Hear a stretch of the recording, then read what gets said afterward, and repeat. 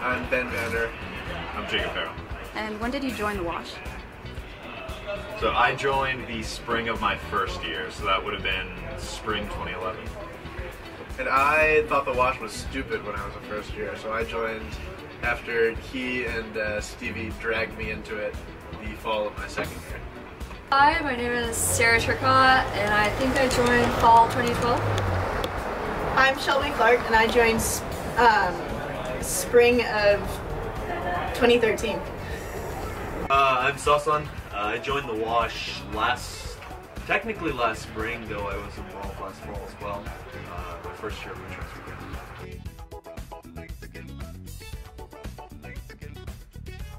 Everyone in Brown College had joined the Wash, and everyone was always talking about how awesome it was all the time, but in particular, Sam Kerrigan sent out this email to BC Chat that was just like the most beautiful email I'd ever seen anyone write for any organization ever. And after that, I knew I had to go check it out, so. I joined the Wash actually for the first time because Jocelyn Brumbach brought me to a meeting. She had been talking about it during several sorority events, and it sounded interesting, and I had been on debate team in high school, so I just thought I'd check it out and see what it was all about.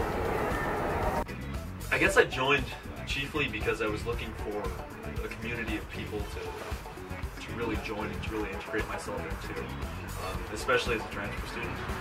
Just because the transition really is harder than one would expect, because you're coming into a whole new environment essentially from a different one.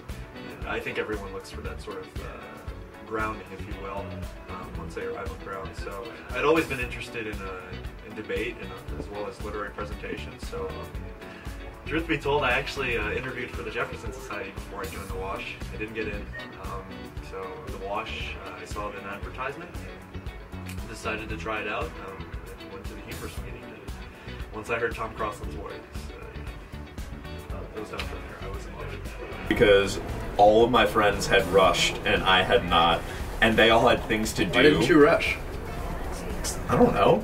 I didn't do fun things. Because he's lame. So I joined the Wash. So I showed up to the humorous meeting, totally overdressed because I didn't know what I was doing, and they were debating God created the world in 6 days, and God rested on the seventh day, resolved he needed an eighth. And Chris Harrell did a speech giving an entirely fake history and fake summary of the book of Genesis. And like that single speech, I think, is what convinced me to join the Wash.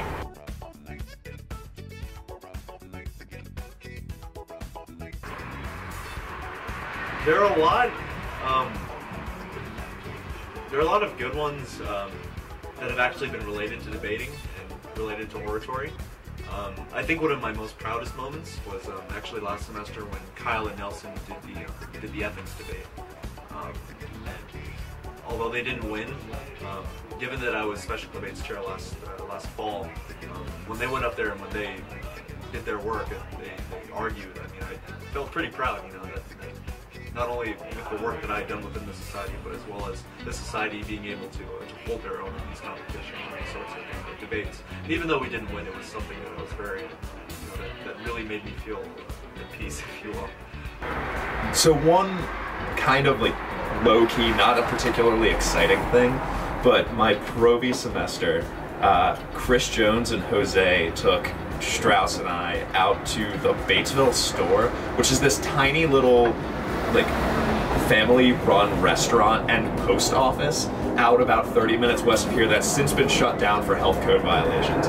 But it was like $15 for all you can eat, delicious home cooking, and they had a live bluegrass band. And that was just the coolest thing. I thought that Chris and Jose took us out there. That was a ton of fun.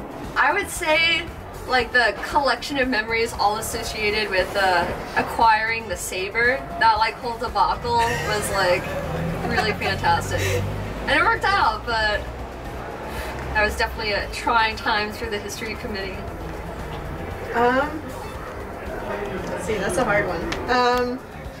I guess one of my favorite ones was probably the scavenger hunt, running around grounds and then going into the cemetery where we probably weren't supposed to be at the time to go get a clue.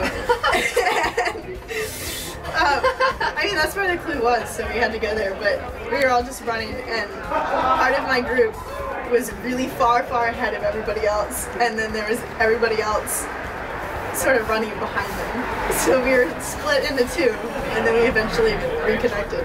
When my team did the cemetery clue, we were actually like looking for it, and a cop came up, and we were like, oh my god, we're gonna get in trouble, we're not even in the cemetery. And then the cop actually ended up helping us look for the clue for like 15 minutes. So, and I remember I almost tripped on a tree root in the cemetery. It was fine. And then we joked around for the longest time about how the dead were trying to prevent us from getting the clue, and they were gonna come up and steal us away. I did like, as vice president, I had a couple of my provies at the time come up and tell me that they were terrified. And that was really satisfying, I guess. I felt pretty good about that, even if it wasn't in particular a good memory, I guess. And, you know. I think some of my favorite memories, though, are just hanging out with people. I remember very distinctly being on Tyler Slack's porch, hanging out with them and having, that was fun. Having weird drinks and like staying up late into the night with Washies is always a good time. So my favorite memory that Ben Vander would not remember was the Indux party, the semester that we were both on the skirt, and Ben had the sword. I don't know if you can say this because Provies might be at the banquet, but the fact that Ben Vander was running around with a saber all night and then knighted some streaker on the lawn, it's like Yep, you can't make that shit up.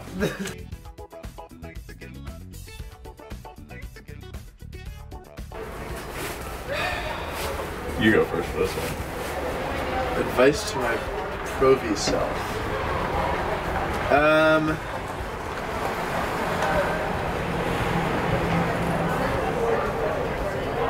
No, I don't know. Fulfill your requirements your first semester. I guess the advice I would give my Pro-V self would be to come to all the meetings that you can, even when you don't feel good or like you have like another excuse, because the meetings that you can attend like runs out a lot sooner than you think. So it's really not always there, and it's really easy to take for granted. See, I guess the advice I give my pro self, just to make sure that, you know, you show up to everything, because I remember my pro semester, all the parties were, you know, far away from where I live, so it's sort of easy to, I guess, in my mind, you know, it's really cold outside. I don't really want to walk all the way over there. And then even for meetings, it was, you know, I have so many papers to write, I have so much to do, and it's just, you should actually It's like you continue finish to... the papers, and the papers are never the things that you remember. Yeah, it's, so you should, I guess I would just tell myself to go to everything, if not even just for a little bit. I kind of wish I had presented more. Like, I'm probably approaching double digits in debates that I've done, but they were all the same exact thing, like humorous debates, which I love. I had a ton of fun doing them. Wish I'd done more original things, I guess. Yeah. I'd written something more. I mean, debates are all original, but an original that would have been fun.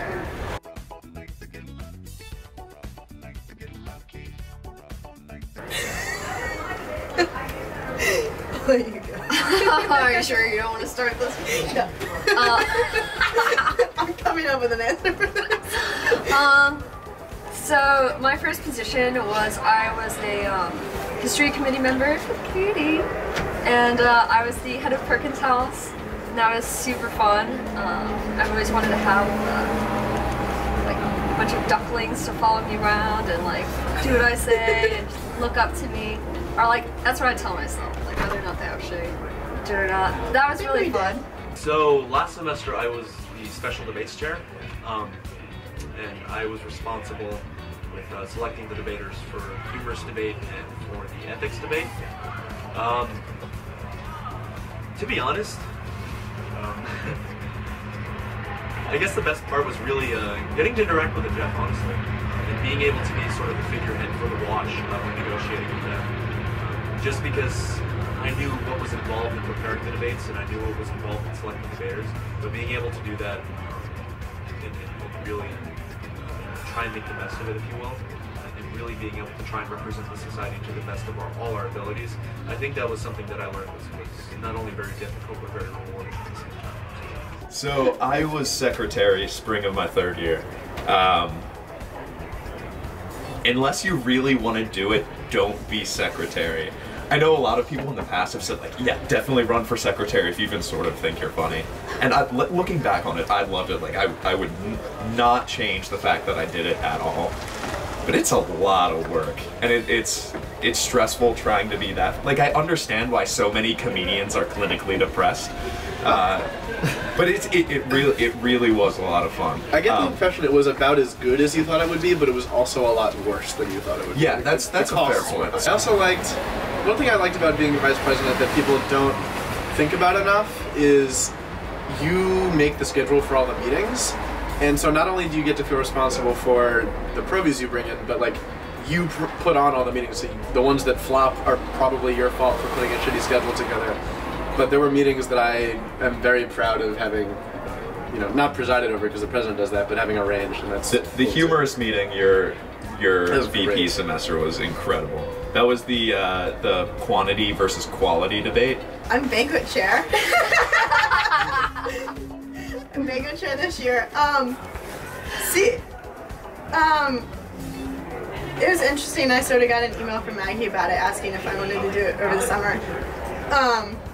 And it's been really interesting because I've never put anything like this on before, so I'd never really figured out how to reserve a caterer, how to, you know, book a venue, or plan anything like that. So it's been a really big learning experience. It's been extremely trying at times, And like no pressure, right? no pressure. My secret favorite washi is Troy. He's just like so abused all the time. He's such a good sport about it. Like, whether he's getting pied for the wash or pied for his fraternity, like, he has some serious like mental fortitude, and I really appreciate that about him. Present favorite members. Let's see. I like Ashley a lot. We have a lot of fun together. She like kind of thinks I hate her. I would not have expected that answer. Yeah, I appreciate her company. See, I guess my favorite washies are Nodder and Chris. Their sense of humor is so different than mine, I guess, or anything that, you know, I'd really ever had before. My past favorite washi is probably Tyler Slack. Tyler's awesome.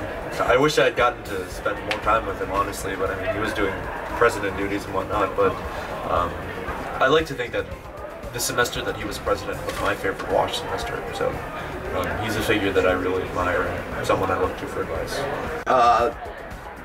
I hate myself so much for saying this. Ben Harris.